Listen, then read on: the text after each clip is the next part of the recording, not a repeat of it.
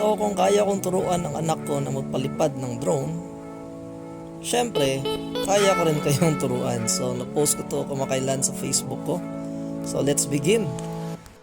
Gamit po nating drone is E58 ng Ishin. So okay naman, pero yung camera niya 720 lang. So ito yung remote. Pinakauna mong gagawin is dapat makalibrate mo ang drone mo sa remote control mo. Hindi kaya makalibrate mo siya sa cellphone mo. So pag hawak mo ng remote, ano ang pinakaunang pipindutin mo? So well guys, may pagpipilian ka. Pwedeng ito, arrow up. So kung saan biglang lilipad ang drone mo. Pero hindi ko ma-advise na gamitin mo ito kapag baguhan ka lang. Kasi may mga ibang drone nga lipad agad, hindi mo naman kayang i-control. So dapat ma-master mo muna ang up at saka down. So ito lang, this side wag mo nang mag-focus. Ito yung pinaka basic up. So lilipad ang drone mo. Down, magla-landing ang drone mo. So yan yung pinakauna. So up, wag mong ibirit ng matagal na ganyan. Lilipad yan. So konti-konti lang, ganun, tapos release. Tap, then release. Pag angat niya ng konti, yun, yan na ang ating basic. So unang mag-on yung drone. Pangalawa, yung remote, para mas mabilis ang calibration. So una ang drone, tapos yung remote. Siguraduhin nakakalibrate ang drone bago ka magpalipad.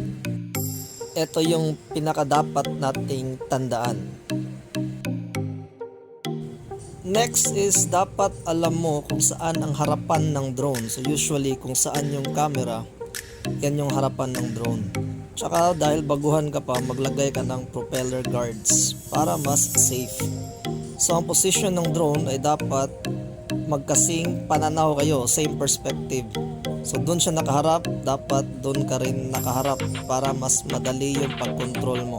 So yung angle natin na yung doon, ito yung harapan niya, so dapat doon din tayo nakaharap.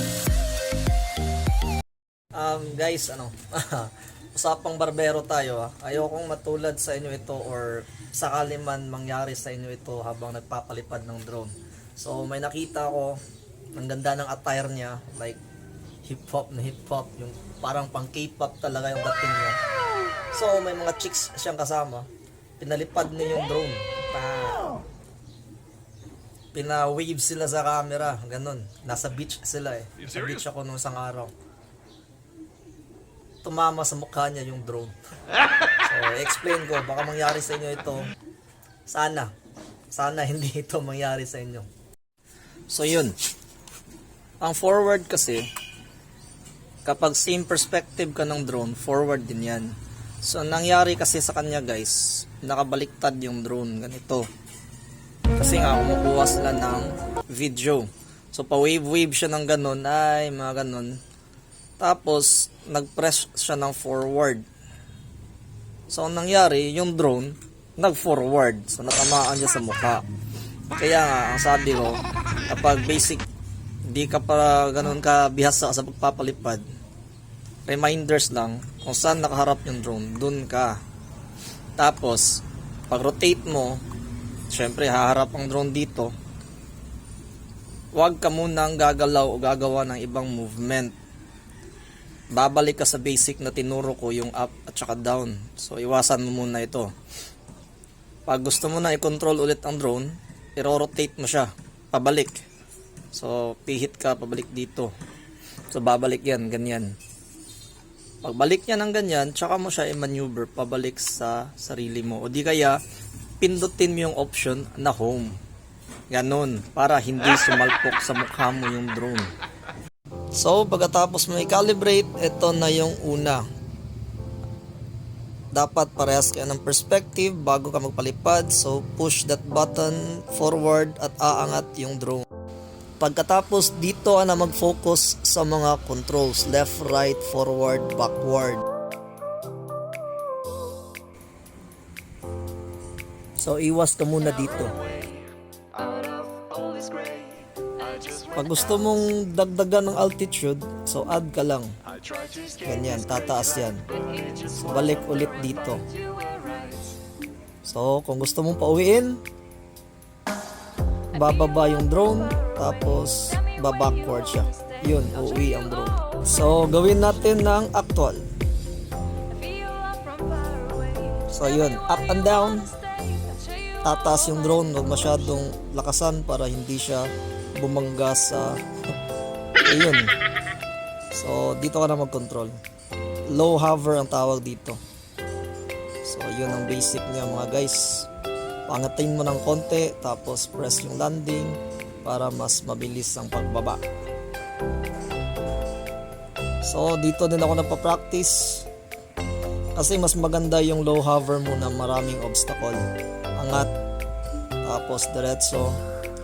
Yun lang guys, forward tsaka pabalik. Dapat may obstacle yung dinadaanan natin para mas mabilis ang ating pagkatuto. Kasi kung nasa taas na yan ng langit, wala namang obstacle doon, so mas madali na lang. So medyo confident ka na, pwede kang magpalipad. So again, uulitin ko sa mga baguhan, mag low hover muna kayo. Mas okay kasi kapag low hover may mga obstacle. Tsaka ingat na rin sa mga lugar na may maraming wifi.